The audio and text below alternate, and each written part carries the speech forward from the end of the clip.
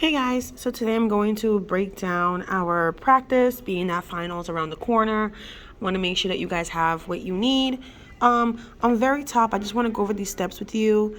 First thing, there are 4 different steps I want you guys to look at when you are answering these questions. Step 1, make sure you understand what question is being asked so you know exactly what you have to answer.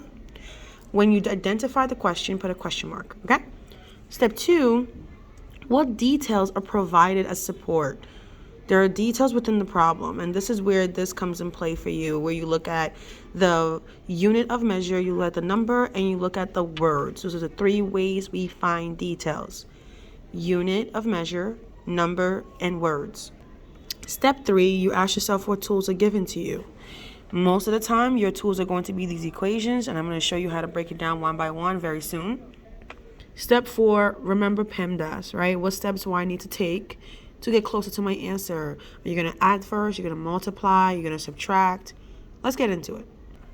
The first kinematic question that we're going to focus on is going to be a ball rolled at a speed of 3 meters per second for 2.5 seconds.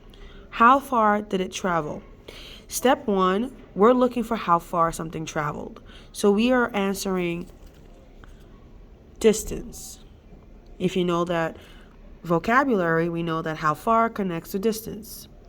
We have, step 2, details such as speed, which is 3 meters per second. Meters per second connects to the unit for speed. And S connects to seconds for time. So T equals 2.5. The equation that would make the most sense to those 3 variables would be the first kinematic one, which is speed equals distance over time. So you're going to go ahead and say speed equals distance over time and replace it. Replace that variable with the numbers that you have. Now that you're here, think of this equal sign like a little wall, right? This is your imaginary wall. For anything on this side of the wall to cross over, they have to do the opposite. For anything on this side to cross over, they have to do its opposite. Now, we can't really bring 3 over here because there's no operation here. But there is an operation here, and that's division. So, to get the number in the denominator over this wall to where 3 is, because you want to get distance by itself, you're going to do the opposite of division, which is multiplying. So that's going to look like this.